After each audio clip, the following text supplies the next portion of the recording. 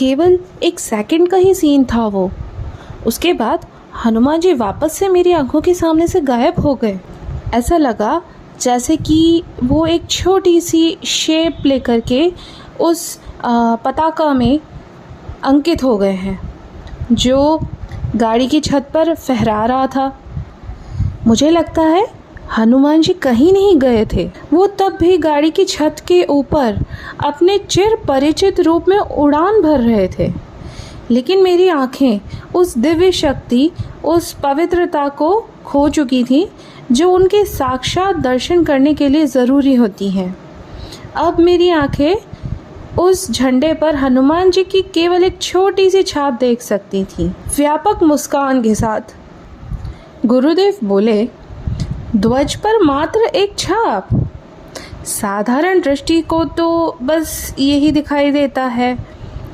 हनुदास, क्या आपको पता है महाभारत के युद्ध के दौरान हनुमान जी अर्जुन के रथ के ऊपर विराजमान थे। उन्हें अर्जुन के रथ की रक्षा का काम सौंपा गया था। केवल पांडव और भगवान श्री कृष्ण उनको वहाँ देख सकते थे। शत्रुओं की आंखें कुछ भी नहीं देख सकती थी। तो केवल वह झंडा जो रथ के ऊपर फहरा रहा था और हनुमान जी की आकृति उस ध्वज पर अंकित थी। गुरुदेव ने कमरे में स्थापित हनुमान जी की मूर्ति की ओर एक सूक्ष्म और रहस्यमयी दृष्टि डाली। एक क्षण के लिए तो ऐसा लगा जैसे कि मूर्ति ने अपनी पलकें झपकाकर गुरुदेव का अभिवादन स्वीकार करा है। गुरुदेव ने आगे बताया, केवल पवित्र आत्माएं हनुमान जी को देख सकती हैं। जब आप अपने बेटे का अंतिम संस्कार करके लौट रहे थे ना, तब आपका मन पूरी तरह से खाली था, बाहरी संसार के लाग लपेटों से बिल्कुल अलग। उस क्षण आपने हनुमान जी को मेरी गाड़ी के ऊपर उड़ते हुए देखा। उसी क्षण आपका मन फिर से एक्टिव हो गया। आपका मन उन्हीं चीज़ों में उलझ गया जिन चीज़ों में मनुष्य मन अक्सर उलझा रहता है। उस दिव्य अनुभव को मुक्त भाव से देखने की बजाय आपका मन एक ऐसी बनी बनाई श्रेणी, एक ऐसा मानसिक खाना ढूंढने में व्यस्त हो गया जिससे वो अनुभव समा सके। आपका मन उत्तेजना पूर्वक उन मानसिक डिब्बों की उथल पुथल करने लगा जिनमें अतीत के अनुभवों से प्राप्त स्मृतियाँ जमा होती हैं। और पॉसिबल है वहाँ कुछ गड़े गड़ाए शब्द निकल कर लाए, जैसे मायावी, असंभव, भ्रम, कल्पना। आपके मन के इन संकीर्ण प्रयासों ने आपकी आत्मा को वापस से गंदा कर दिया और हनुमान जी आपको दिखाई देना ही बंद हो गए। जब आपकी आत्मा वापस उतनी ही पवित्र हो जाएगी जितनी उस दिव्य क्षण में थी, तो हनुमान जी आपको फिर से दिखाई देने लगेंगे। गुरुदेव, मुझे अपनी आत्मा को फिर से प्योर करने के लिए क्या करना है? मैं अपने फैमिली को पहले ही खो चुका हूँ। अब आत्मशुद्धि के लिए त्याग आवश्यक है। मेरे पास तो अब त्यागने के लिए कुछ भी नहीं है। हनुदास जी के मुख से ये प्रश्न निकला जबकि उनके मन में सहानुभूति प्राप्त करने की लालसा हिलोरे मार रही थी। एक रियलाइज्ड सोल ही प्योर सोल है। एक प्योर सोल वो होती है जो जानती है कि वो कौन है और किस पर्पस से इस वर्ल्ड से जुड़ी है।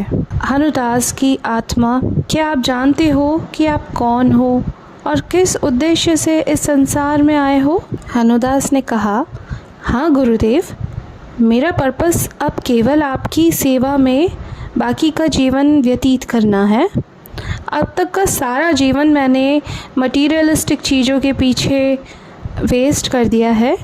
अब बाकी का बचा मैं परम सत्य की खोज में बिताना चाहता। गुरुदेव शांत स्वर में बोले, हनुदास, मैंने क्वेश्चन आपकी आत्मा से पूछा था और उत्तर आपके मन ने दे दिया। हनुदास को अब कोई उत्तर नहीं सूझा। गुरुदेव के फेस पर हल्की सी स्माइल आ गई। उनके होठों से ज्ञान शब्द निकले। आपकी आत्मा इस युग की अधिकांश आत्माओं की तरह सोई हुई है। थोड़ी सी रियलाइज्ड उस दिन हुई थी जिस दिन आपने अपने हाथों से अपने बेटे का अंतिम संस्कार किया था। उस संक्षिप्त जागृति के बाद आपकी आत्मा वापस सो गई। पहले आपका मन भौतिक सुखों के पीछे तो भाग रहा था, अब आध्यात्मिकता के नाम पर विश्राम के पीछे भाग रहा है। ये सुनकर गुरुदेव के चरणों में साष्टांग अवस्था में गिरकर अनियंत्रित रूप से हनुदास जी रोने लगे। गुरुदेव अविचल और उदासीन बने रहे। अपने शिष्य को किसी भी तरह की सांत्वना देने की बजाय वो धीमे स्वर में भजन गुनगुनाने लगे। गुरुदेव तब तक कुछ नहीं बोले जब तक कि हनुदास जी खुद को साध कर और रोना बंद करके चुपचाप सीधे नहीं बैठ गए। ये दुर्बलता और रुदन आपकी आत्मा का नहीं बल्कि आपके मन का है हनुदास। आप एक शक्तिशाली आत्मा हो जो चिरंजीवी हनुमान के साथ दिव्य बंधन में बंधी हुई है, लेकिन आपका मन इस भारी संसार यानी कि इस माया जाल में एक दुर्बल दास बना हुआ है। माया के पास आपके मन को नियंत्रित करने के असंख्य ढंग हैं। उनमें से एक ढंग है आपके तन मन पर पराई आत्माओं की घुसपैठ कराना।